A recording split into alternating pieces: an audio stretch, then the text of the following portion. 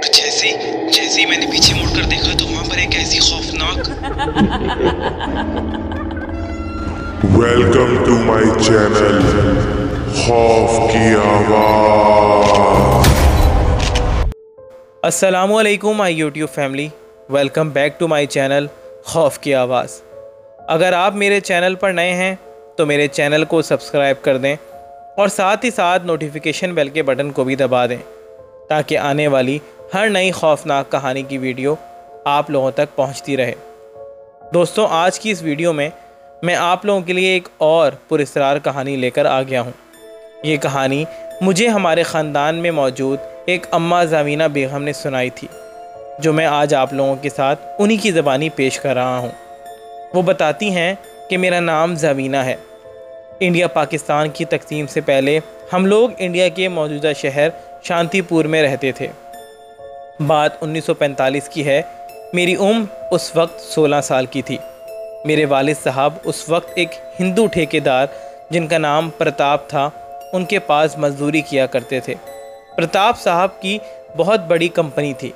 मेरे वालिद साहब की तनख्वाह उस वक्त 75 रुपये हुआ करती थी, जिससे हमारा गुजारा बड़ी मुश्किल से हुआ करता था। हमारे घर में हम 3 लोग थे, मैं, अब्बा और अम्मा। प्रताप साहब ने सब मज़दूरों की रिहाइश के लिए कॉलोनी बनाई हुई थी और इसके अलावा वो थोड़ी बहुत मदद भी कर दिया करते थे। एक दिन मेरी बचपन की सहेली राधा की शादी थी। राधा के वालिद प्रेमचंद प्रताप साहब की कंपनी में ही मटेरियल मैनेजर थे। हम उनको ताया जी कहकर बुलाते थे। राधा ने मुझे कहा कि मुझे हर रस्म में उसके साथ साथ रहना है। तभी मैं भी तैयार होकर उसके घर ही चली गई थी और सब रस्मों में उसके साथ साथ थी। शादी से पहले के दिन तो बड़े अच्छी तरह से गुजर गए, मगर शादी वाले दिन जब राधा मंडप में बैठी हुई थी तो फेरों से पहले उसके सर पर आग सी नमूदार हो गई। सब वो मंजर देखकर घबरा गए।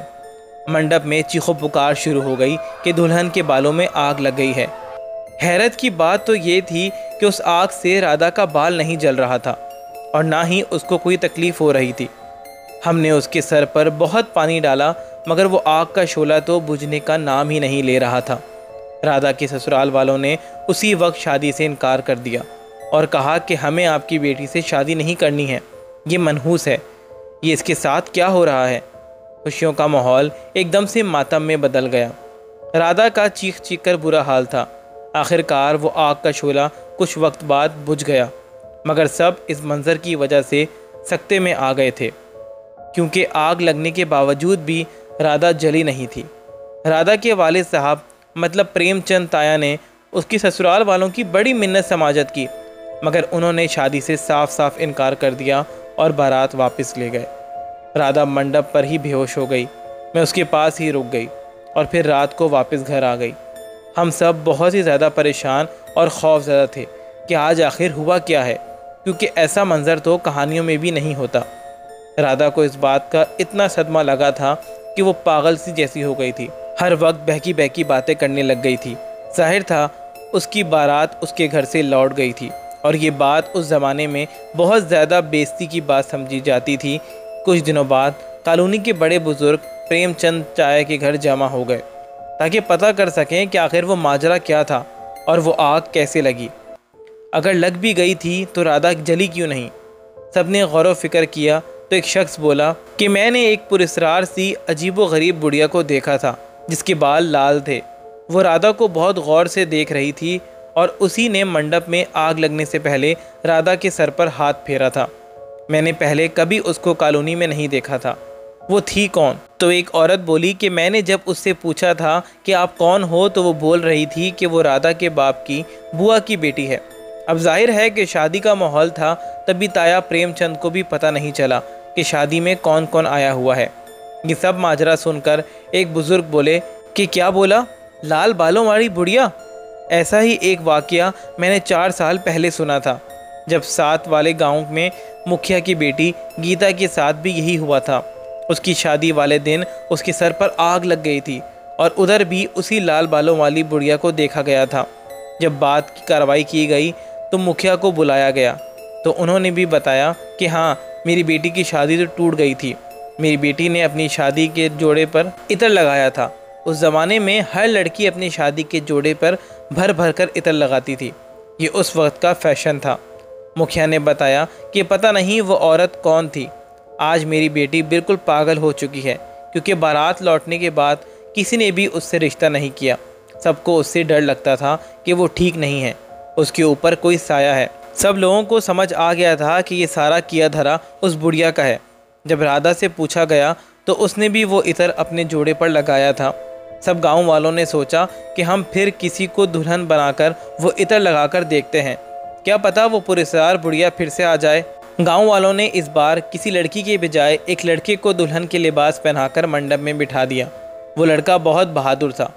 हम सब उस शादी में जमा हो गए कि अचानक वही लाल बालों वाली बुढ़िया वहाँ आ गई और घूंघट में छुपे लड़के के सर पर हाथ फेर कर कहने लगी कि मैं तुम्हारे बाप की बुआ की बेटी हूँ। लड़के ने उसी वक्त घुमाकर उस बुढ़िया को पकड़ लिया। सब लोग ये मंजर देख रहे थे कि अचानक वो लाल बालों वाली बुढ़िया ह्योले की मानिंद हवा में मुअल्लिक हो गई और गायब हो गई। ये हौलनाक मंजर देखकर सब ने चीखो पुकार करना शुरू कर दी और खौफज़दा हो गए। लड़के के सर पर भी आग लग गई थी और कुछ देर बाद वो आग खुद ही बुझ गई। पूरी कॉलोनी पर खौफ व हैरात छा गया। राधा के ससुराल वालों तक जब ये बात गई तो उनको अपनी गलती का एहसास हुआ और वो राधा को ब्याह कर ले गए। मगर 1 माह बाद ही राधा पुरस्कार मौत मर गई। सबको कुछ समझ नहीं आया कि आखिर राधा को क्या हुआ था। और फिर वो लड़का जो दुल्हन बनकर मंडप में बैठा था, उसको भी एक मूजी बीमारी लग गई और वो भी मारा गया। पूरी कॉलोनी में मातम छा गया। सब लोग खौफज़दा रहे कि आखिर वो औरत थी कौन और क्या उसी की वजह से राधा और वो लड़का पुरस्कार मौत मरे गए। ये सवाल बहुत अरसे तक हम सब के जहनों में खौफ घोलता रहा। फिर तकरीबन 1 साल बाद हमें फिर से करीबी गांव से खबर आई कि वहाँ भी एक शादी में उस पुरस्कार लाल बालों वाली बुढ़िया को देखा गया है और वहाँ भी उस दुल्हन के सर पर आग लग गई थी। आखिर वो कौन थी जिसने मौत का तमाशा शुरू किया हुआ था? इस वाक़ये ने मुझ पर गहरा असर डाला था। तभी मैं शादी के नाम से भी डरती थी। फिर इंडिया पाकिस्तान अलग हो गए और हम पाकिस्तान के इलाके गुजरात में आके बस गए और यहीं पाकिस्तान में मेरी शादी हुई। मगर मैं अपनी शादी वाले पूरे दिन इसी खौफ में थी कि कहीं वो लाल बालों वाली बुढ़िया फिर ना आ जाए।